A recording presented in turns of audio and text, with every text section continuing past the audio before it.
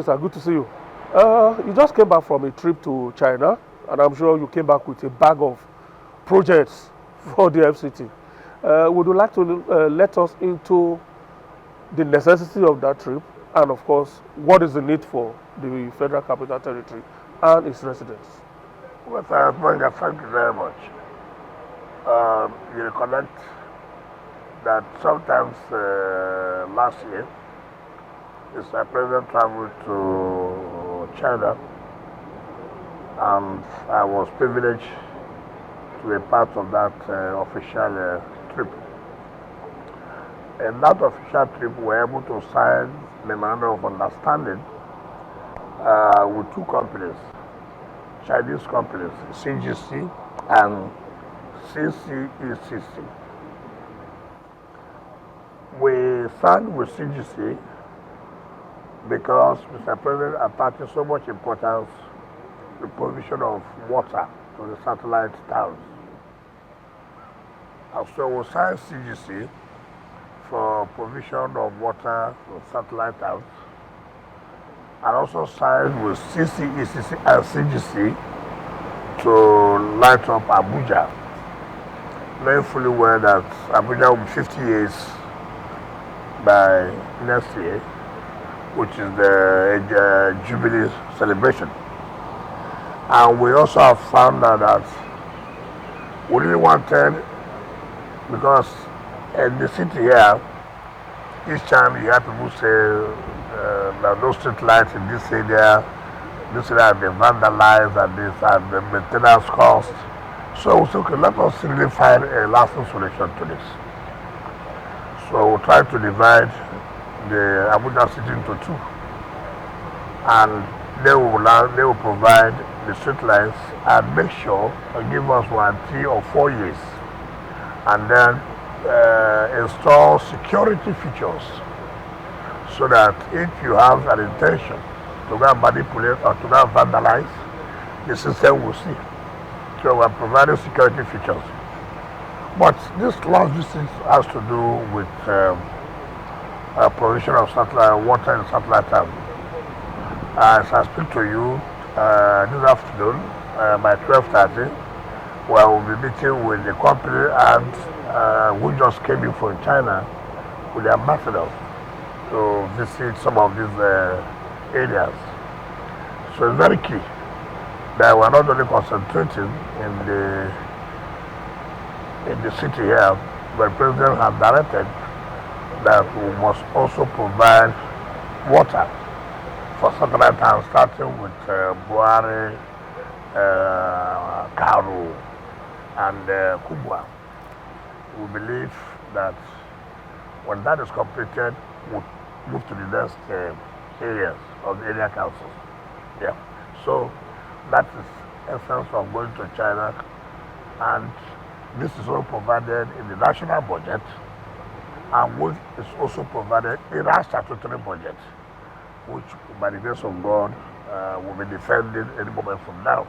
In terms of timelines, Your Excellency, when will we begin perhaps to see these new features after at least maybe some agreements have been signed? But in terms of your projected timelines, what should we be looking at? Well, first of all, we are starting. And what's important that government realizes that the provision of water is key. And the timeline also has to do with the funding. We believe that since Mr. President has attached importance to that, the funding will be made available. And I think in the next 2 years or 1.5 years, because you know that it is huge. And so we will believe that this will have been provided to these 3 areas, Buhari, Karu, and Kumbwa. Yeah. What's the cost estimate for this project? Oh my God. Has it been Why would you interested in the cost estimate? What is important is that the people are providing the basic amenities for them to survive. Anyway, we have not awarded the contract. So procurement is is ongoing. Until the BBB gives us certificate of no objection, then I will tell you what is the estimate. So last year, Honorable Minister, you had mentioned that some modalities will be put in place to monitor when some of these street lights have gone bad, from the back end. And beyond that, we know that there are cases of vandalism that, continue to come up from time to time within the FCT. Is there anything at all that this project is also incorporating to ensure that while you are monitoring, you are also ensuring that these vandals are not given a field day? If we have security features, what is the essence of security features? Is that it's just like you have a CCTV camera. What does it do? If you go and commit any criminal offense, you can be traced through that CCTV camera. So if we are providing security features in our street life, what it means that it's not only to prevent you, but also to make sure if it is done, we will arrest you. We will know who did it. Because we have a strong group where this has been monitoring the constitution room. So last year, during the first anniversary of the president, a couple of projects were commissioned. What are we expecting this time around? We want to flog Abuja residents with infrastructure. Flog not in negative sense now, but in a positive sense. Projects lined up. In fact, I told Mr. President last night, I said, it will take you 2 weeks to be able to inaugurate our project, not flag of projects, inaugurating projects that have been completed. And of course, I don't expect that Mr. President will give us the whole of that 2 weeks. However, Mr. President will mandate the Vice President, the Senate President, the Speaker, and some other senior public functionaries to handle some of this. But some major key will be done by Mr. President, and one of which I told Mr. President that, look, for whatever it is worth, you have to try to make sure you go to one of the satellite towns to be able to commission. Let the people feel happiness, see you, understand that. But for you, no government had ever recognized the satellite towns. As we are commissioning in the city, we're also commissioning in the satellite towns. Take for example, in Amakia, we're going to commission Keti Kamusa, we're going to commission Kamusa Tekushera. In Kwale, we're going to commission A2 to Pi. In Warada, we're going to commission Palace Road, right? In Buhari, we're going to commission the Shafa Roads and the War College Road.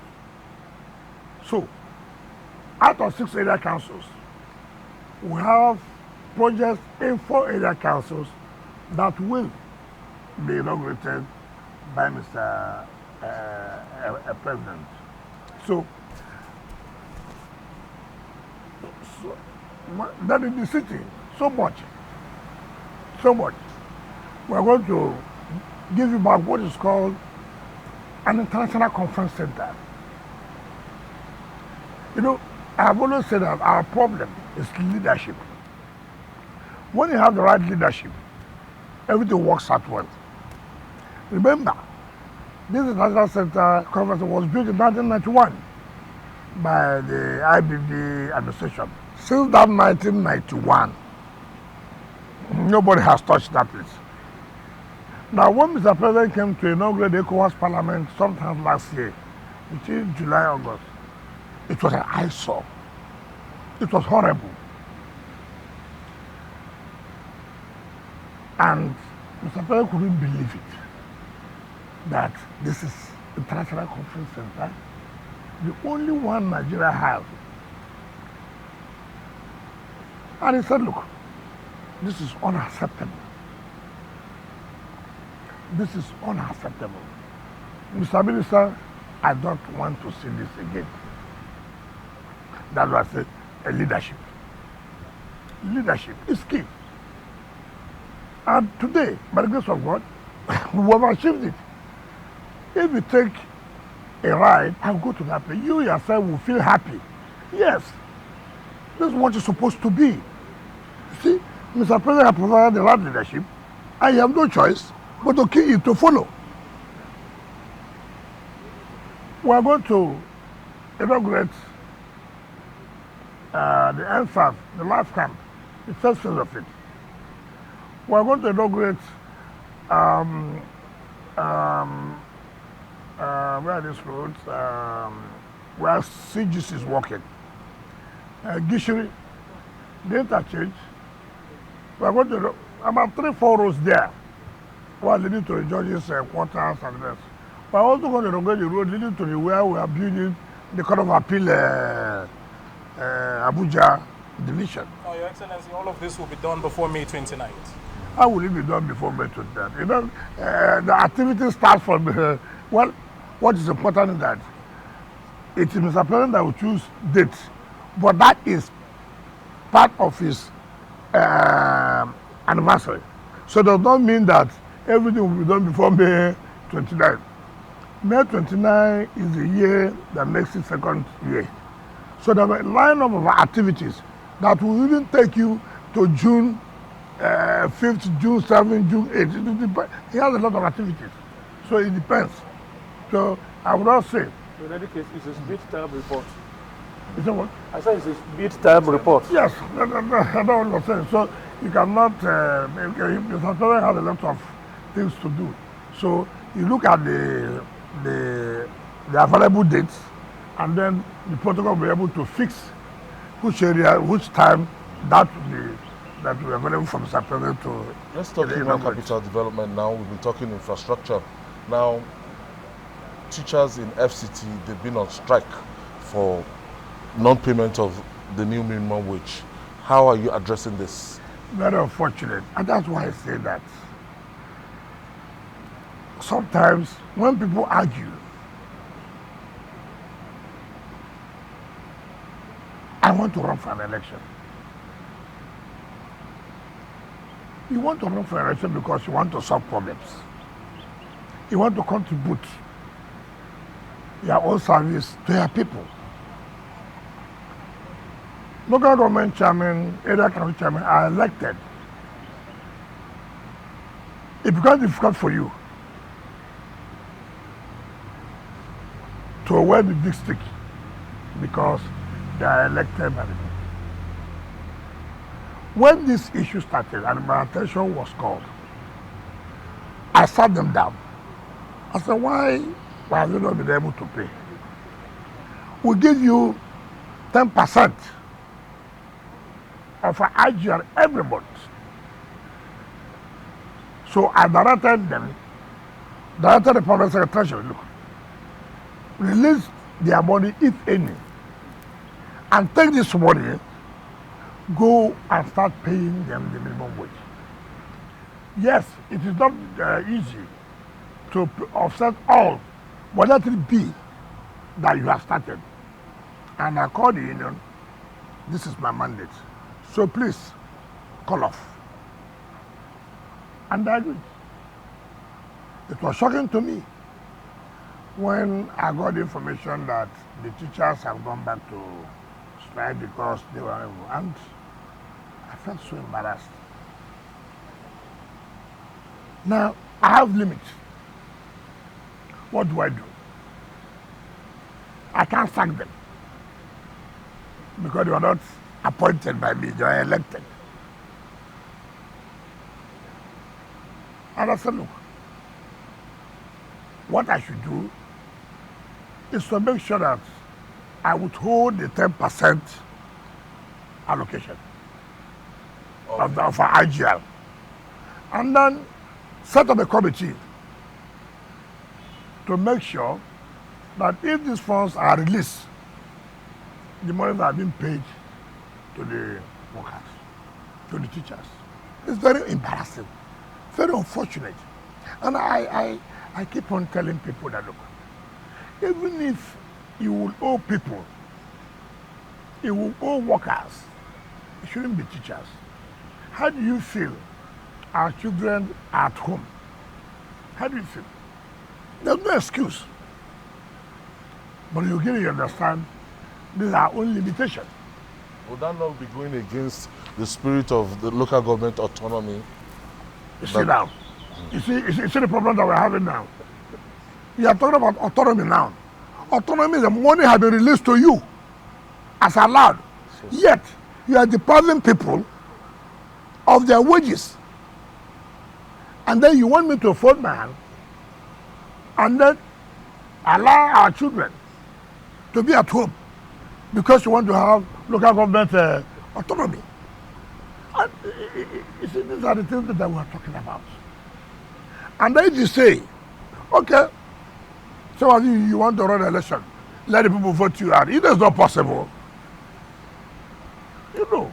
But Honorable Minister, how have you been able to balance this up? Still in line with this question, in as much as you have withheld the 10% allocation to the area councils to ensure that they do what is right, how do you also balance it to ensure that you are not truncating on the local government autonomy that he had mentioned? No, there's nothing like truncating. IGR is to be paid by me, by the FCT administration. Okay, assuming I said we will not make any money this month. In as much as we respect laws, you too should not truncate the laws. Do you know the implication of not paying workers their salary? Do you know the implication of your own children being denied education? So, which one do you prefer? Well, we're not withholding. We're saying, look, yes, we're going to pay this money, but we won't allow you because of the conduct you have exhibited. We will not make sure that this money is paid directly so that we won't have any problem where our children will continue to stay at home. You must balance of things. You must. If not, the crisis you cause will be too damaging. It's not better to do this in conjunction with the councils, sit down with them and agree to that template. No, that's what I'm trying to tell you. You see, I have told you what was start. I said, look, give them the money. Go and pay. They didn't pay. Yeah, I'm talking of this new result. That's what I'm saying. Yeah. That we are going to set up a committee. They'll be there. The treasurers of the councils will be there. Okay, it's not as if it's not, but we must make sure the funds are paid to the teachers. So where are we at the state of play right now? The committee has been set up, but in terms of the teachers, they're already working. I just came back. But I can assure you that within the next few days, everything will be sorted out. Already, Minister, I will take you back to the issue of projects. And I'm sure who you be following the minister around since he came back from China. I mean, particularly on the state of readiness of some of these projects. Yes, good. My question is centered on open grazing in the FCT. When you assumed office, you mentioned short and long-term goals, and one of which is to bring a permanent end to open grazing in the FCT. How much of progress have you made so far? See, that's not what you told you to say. Sometimes people are not practical. The country we are in, it's not an easy one.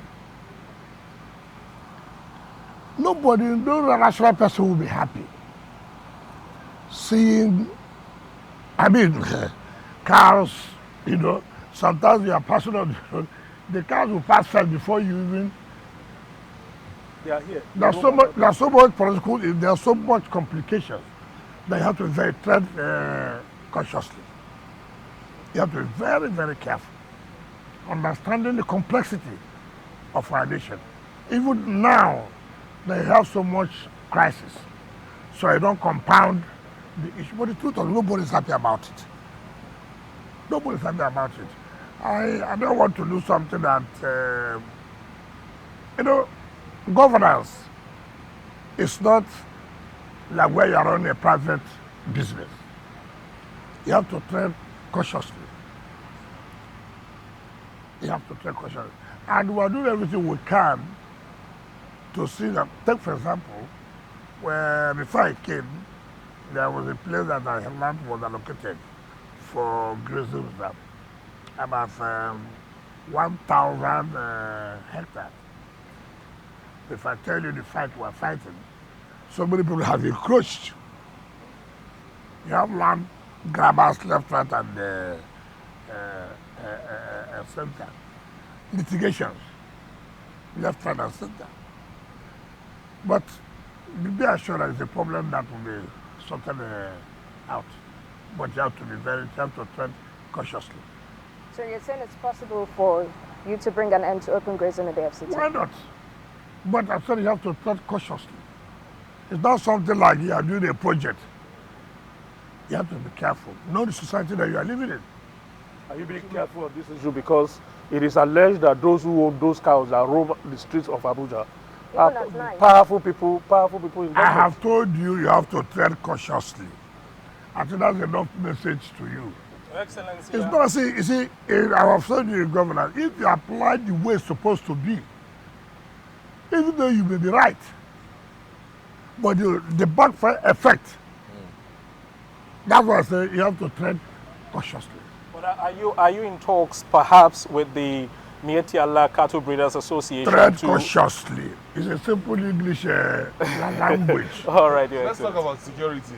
Now, last year, I thought we were going to flog the issue of project. Yeah, which Kubi was going to ask and then just veer to something else. Particularly the international conferences. I saw your report. I think some other reports as well on the international conferences. And I don't know. Are you sure that project is ready? There are also some projects that you have also mentioned in the course of this media chat that will be ready for President's commissioning. The bus terminals, for instance. I was at Kugbo last week, and it was like nothing was going on in that place. It's not correct. I challenge you. The one that is not ready now is the one in the central business area. But the one Mabushi and Kugbo. So, well, guy, you didn't go to work. You didn't go there. I was at the VIO office. Maybe work was going on. So that you were passing. Okay, I was passing. I didn't see any sign of work. What they are doing is finishing inside. That's what they are doing. Okay. So if you go to Mabushi now, you won't see anybody outside here working. They are doing fixings inside. Yes. Your Excellency, still in the line of projects. You have been a governor for 8 years. Now you are the minister at the FCT. Looking at some of these projects, not as a politician, but as a Nigerian, which one has really touched you in terms of ameliorating the problems that you saw on ground, and these projects were awarded? Now the reality is in sight. Let me talk about the question. Do you stay in Abuja? You do. Of all these things that we're doing, which do you think that we have done more that touches the life of the people? You should be the one that will I'm talking about from the perspective, not as a politician. You told us about the problem we have that you have complained about abandonment of projects everywhere. Abuja is so dirty, no road, everything. Now, we have been able to provide this infrastructure to decongest the road and to make Abuja cleaner. Are people happy? I am, especially driving to my own place of work. But what I'm saying, in terms of your interaction, for instance, with residents, with people in the satellite towns. Particularly the road infrastructure. People are very happy. Because one thing you should know, naturally. For instance, there's an access route to the airport. Yes. From Jabi here. Yes. That passes through Idu where you veer off to Idu railway station. That road does not need dualization. And then the road to the Idu railway station itself does it also not need dualization? Because if you see the volume of traffic in that place, particularly in the mornings, people. I'm sure you have an interest there. I don't have interest. You want me to tell you my interest? Go just down the road 2 minutes from here. You see that the people, your neighbors here, your immediate neighbors, they have not fed you at all. How? Just when we finish this, look at the last camp road. Look at it at the back there. Going to the village, you cannot do everything at the same time. Even if you stay in government for 30 years, there must be problems to solve. What is important is you have an opportunity to be done. What have you done? No one person, no matter how long you stay, can finish the entire problem, solve the entire problem It's not possible. But what is key, you are here for 2 years. You are here for 3 years. You are here for 8 years. What can you say you've been able to do? So many people have criticized, was there a minister here before? It's not correct. You have said so. Now you can see the difference. That does not mean we'll be able to solve the entire problem. It's not possible. That's why government come and government go, government continue. I stopped here. You continue from here and add the ones you can also do. So, but what gives us happiness? That people identify that you're doing something. So everybody wants to be part of that cake. Look, in my area, there's a road there connecting to social place. It has not been done. Oh, in my own place, why? They see that things are going on, or that, so they want to, as far as this is going on, let me also benefit from it, which is not possible. Even if you have all the resources, the time is also not there. It's not there. So, but what we have made sure is that, look, the mere fact that contracts have been awarded is enough for you to continue with it. Don't just come and say, oh, our government did not award this contract. It's public funds. Abandon it. If you look at the budget, 85% of our capital expenditure is to finish the ongoing projects. So, but this attitude of let it be, we awarded it. For me, it's not that we awarded, but the people will be happy that the projects have been completed and they are benefiting from it. All right, still on infrastructure, Minister, we recognize your infrastructural strides in the FCT, but particularly, can you vouch for the quality of these roads given the short time frame that they are constructed? You are supposed to be the examiner. And the one doing it, what have you thought? Look at the kind of contractors doing the job. Are they political contractors? Julius Berger is working. CGC is working. Gizmo is working. Look at the quality. So you should be able to answer that. You have followed us severally. Look at the quality of job. So I should throw it back to you. Are you satisfied with what you've seen? For me, I may be playing to the gallery because I'm the one presiding over it. But you that is using it, are you satisfied with what you have seen? You want to sell this. I have always been going out when the minister goes out for inspection. I have seen. And with the kind of company that are involved, I vouch for them. Remember, well, when I go out, when I say anything that I don't think is done well, you know me. I said, no, I don't agree with this. Even when you assign the wearing cost, I go and say, listen, is it binding or wearing cost? It says wearing cost, so I don't agree. Right? That tells you that I don't think that quality is there. And of course they know. With the kind of experience I have, it will be difficult for you to tell me live. I can identify easily. You've been to the International Conference Center. Having been there, what can you say? I expect that you should be our ambassadors. You have gone there. Wow. Somebody told me yesterday that, look, he wants to use the International Conference Center in June. I said, well, what for? He said he wants to do his 16th birthday. I said, no problem. You pay. You know, you see, they gave it out to one senator. Everything in Nigeria, politics will be involved. The man ran the place down. He was paying Abuja Investment Company about 50 million naira a year. Meanwhile, in a month, they make not less than 300 million naira. Then you pay Abuja Investment, then you don't maintain the place. You run it down. And government comes and says, look, we can't take this. Then the person goes, oh, because I'm from so place. Oh, because I said, no, that's rubbish. Because you're from so place, that's why this should be like this. People who were calling me on phone, oh, you know, I said, please, you can't continue this way. And so, now, we are signing an agreement with Las Vegas for the maintenance of the place. How many years? That's not the issue.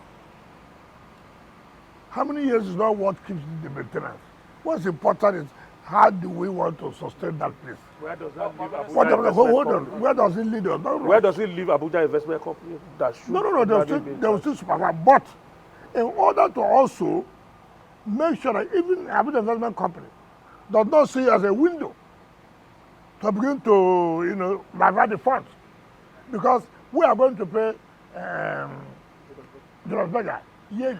So my eyes are open. There will be a dedicated account where everybody who wants to use that International Conference Center pays an amount of money as to be charged. Right? Now, every month, we'll look into that account and see what is happening. It's not going to sleep. We cannot spend 39 billion naira to put a place back. And then in the next few months, you see that, oh, the place has been around that. Nobody does that. No leader will do that. So we are going to do what we call proper supervision. You see me going there every day, every time. That's how serious we take that international conference. So the rates for using the place will be known to everyone. It's not a question of Bega wants to use the place because he knows the minister, he gets it at a lower price, and somebody else who doesn't know the minister pays something higher. That's why I say it will be under my direct supervision. This time around, it's not going to be, oh, help me, sir. My sister. I'm no business about that. However, Mr. My ministry, every ministry who wants to use that will pay. There's nothing like we are government agency. If you are government agency, who will maintain the place? How will you? I mean, how will you sustain it? How will I sustain it? So writing to me that, oh, Minister of Transportation or Minister of Interior, we want to have a conference there, fine. It is 10,000 naira. It's available on Tuesday. It's available on Thursday. It's not available on Friday. We must stop this attitude of the government, everything free. We must stop that attitude. We must see that you cannot have such an edifice and then it will be run down simply because it's government property. Nobody does that. Nobody does that. So we will keep the place, the standard request. Okay, this is the resident of the Minister of FCT, right? Do you like the wages?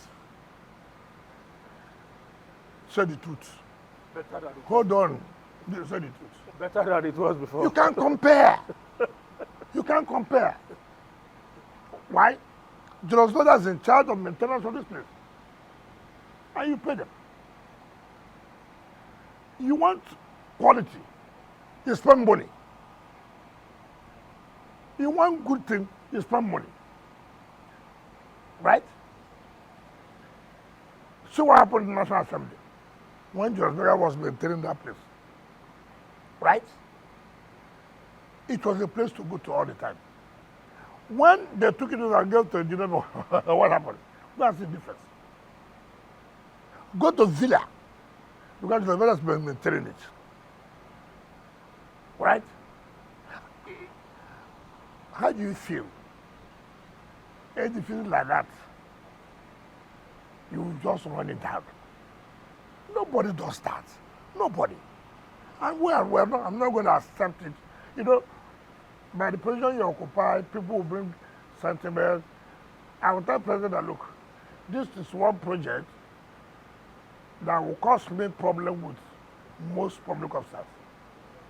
Because I'm not going to accept free. No, I will not. Your Excellency, in terms of the projected annual revenue generation from the International Conference Center, what are the figures, considering the huge amount of money that has been pumped in? Why are you interested? We are not here for profit making. We are here to maintain is there a this. We are range? here to maintain the facility. We are not profit organization. So the issue of the projected revenue or this or that, it's not because we are not coming here to make money. But we are saying that the place has to be maintained so that the standard will be there. But we are not businessmen that we want to say, oh, this is revenue we are making this. No, it's just for sustainability. For the facility not to be run down. So your interest should be, is this place sustained? How are you going to sustain it? We have told you here how we are going to sustain it. But not what is the revenue expectation. Well, we're not going to a profit. Even if we don't meet up with what we may agree with you, but you cannot subsidize. But what is important is that we will not allow politicians again. Nobody should bring that sentiment. I'll say, look, he's my supporter. That you're going to run that place. Nobody should do that. Nobody should do that. And that's why public facilities are being run down every day. Give it to competent hands and then be happy. Look, when I came here as a minister, you can't believe that any human being can stay here. They're using a water tank. How can that be? How can that be? I don't live here. But look at how well it is maintained. Look how it is maintained, but I don't stay here. I mean, well, we're human beings. Are we animals? I mean, are you not happy, comfortable each time you come here? It should be. You don't talk about your workers. You talk so much about infrastructure. I don't know if FCT workers, if they are happy with you in terms of... Are they owing them their salaries and allowances? Are they owing them salaries? What is the happiness? You have been paid your salary at all time and you are what you're entitled to. They go on training. Have you motivated them enough? What's called motivation enough? What's enough? What is enough? You go for training that is relevant. I don't approve money just from somebody said you want to go for land administration in the United States. How can I approve that for you? Land administration, how? Comparison. I mean, it doesn't make sense.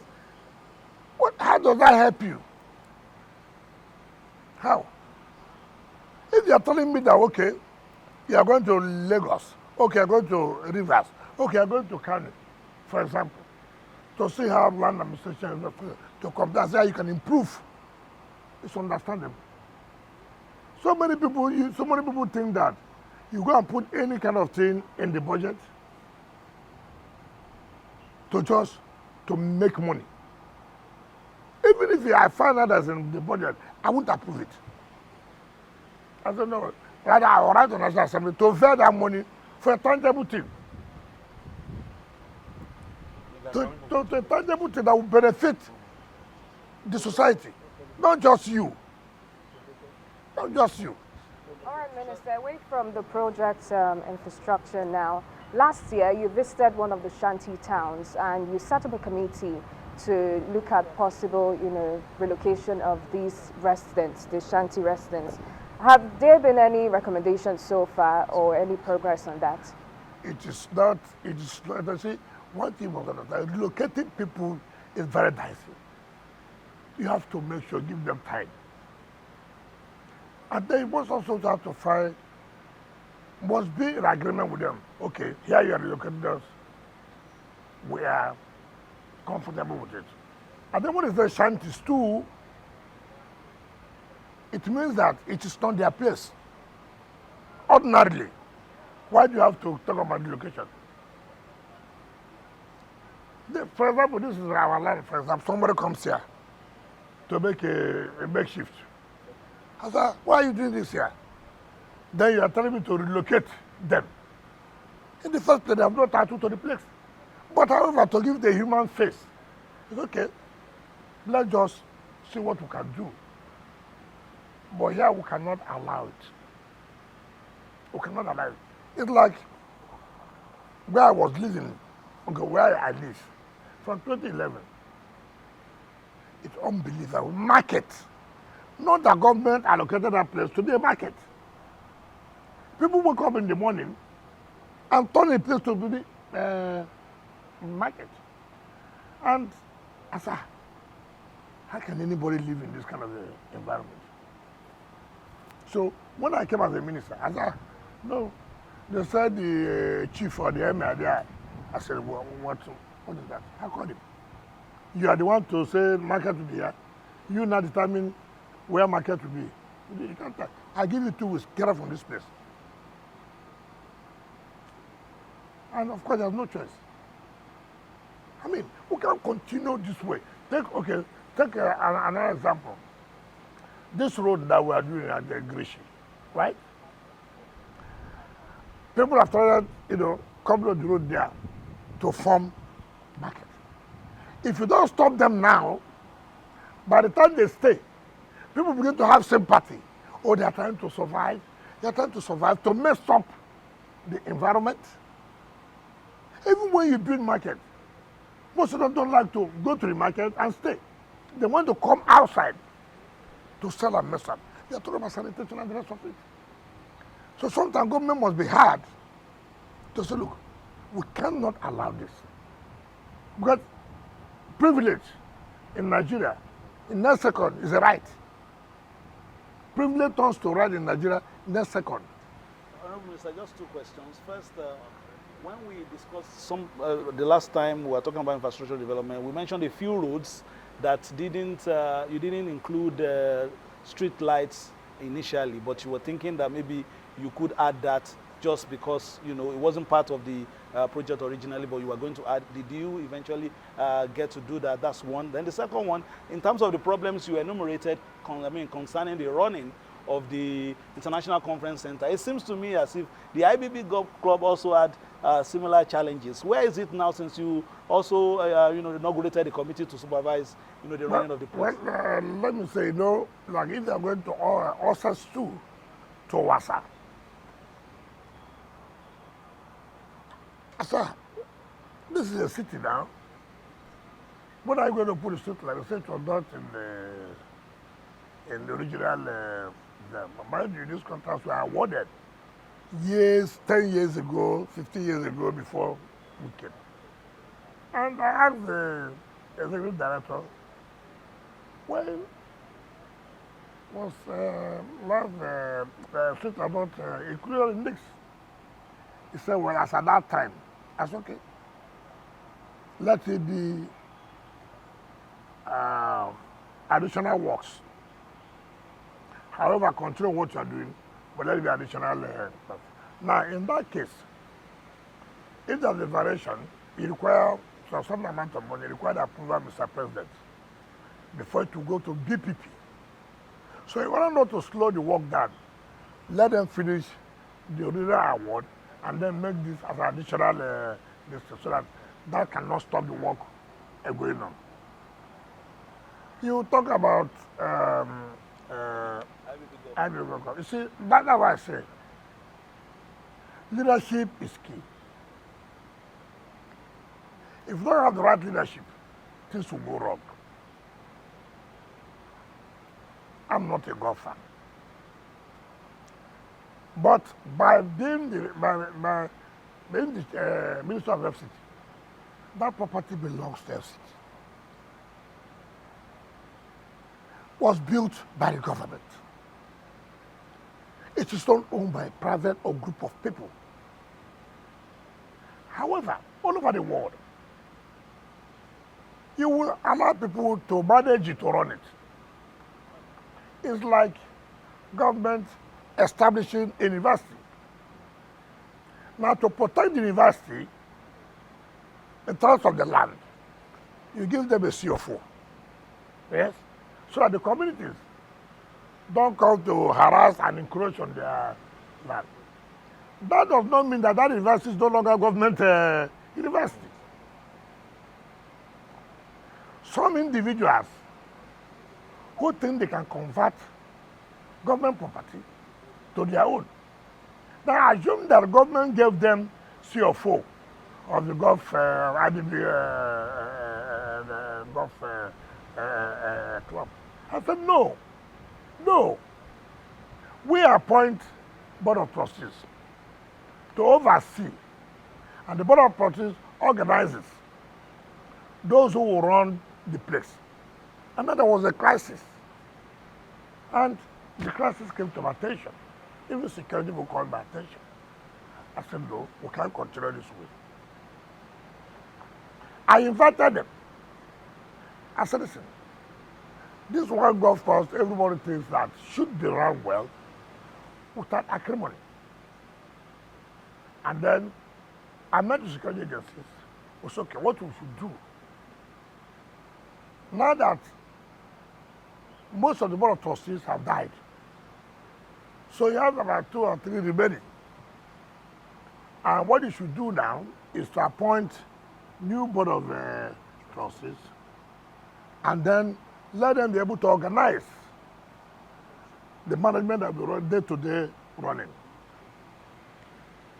Some people went to court and tried to use the court. And I said, listen, it's not where I am. I'm not that kind of person. I won't allow this. You can't take government property.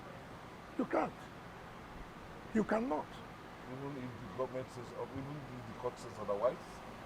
God cannot say otherwise. It's not your property. Did you build anything? You didn't build the place. How is it your property? I mean, I have never seen this. And that is a place where we thought by now can attract tourists and references. In fact, there was a day the former committee came to me and they were asking for assistance. All the money people are making from there, what do I do with it? That's why I said Nigeria. You need the right leadership for people to understand that things must be done the right way. Not what I'm the minister of FCT. I've appointed a board of trustees and I appointed an interim committee, and they must run the place. They must run the place. I mean, we can't continue this way. We can't. You go and change the constitution of the club to make it as your own owner, as the owner. How can you do that? How can you do that? We'll be going to politics very shortly. Just quick ones before we call for a break, and then when we resume from that break, we'll be going to the political talk. But quick ones here. The rains are fast approaching. How safe is the FCT in terms of what we witnessed some 2 years ago, preventive measures to ensure that flooding don't occur in those traditional places? That's number one. Number two, of course, will be, still talking about projects. Okay, maybe you answer that one. The other one just flew out. Let me say something. When you say traditional places, Yeah, there are places that are prone to flooding. no, why? You see, it's not traditional. It's not made. We don't like to respect and follow the rules. Now, there are places where we are demolishing now, which blocked the water channel. You don't want to find out. All you hear, why this government is so wicked. After somebody has suffered and built houses, they are not bringing it down. You won't ask yourself, where you are building, are you supposed to build? The mere fact that the government of yesterday did not stop you does not mean the government of today will not stop you. Or even when the government of today does not stop you, does not mean the government of tomorrow will not stop you. What is wrong. And we must be able to abide to that. Remove sentiment and emotion. And that has been our daily problem. Who owns this is a Muslim. Who owns this is a Christian. Why now? Who owns this is an Hausa man. Who owns this is a Yoruba. Who is able? Because that is the kind of life we live. So now the point we are making is that now I have directed development control to make sure that all those buildings that are contravened, even I can tell you the truth, some of them also get approval from development control. You can't believe what you can see. You can't believe it. And then they will say they have approval. How can you have an approval here? Okay, take for example, when we have a land matter in court, the former minister revoked the property. Do you know what happened? The lady went to court. Do you know who deposed her affidavit? That the revocation of the minister was wrong. You know who? Assistant director in lands. They are about to. He's from where? The lady is an Igbo lady. The assistant director is an Igbo. So I summoned him 2 days ago. I said, come. Assistant director lands, a civil servant, you are gone. And there's no way he won't go. I mean, it's unbelievable how you use your position, manipulate the system against where you work. When you see the kind of integration we have over land, you will pity the system. You pity the system. Sometimes the lawyers at the legal secretariat connive with litigants. They will serve you paper. The lawyer will agree that they serve them. The minister will not be aware. The next thing you see, judgment of court, not defended. Oh, it's so terrible. Honorable Minister, we have to go on a break now.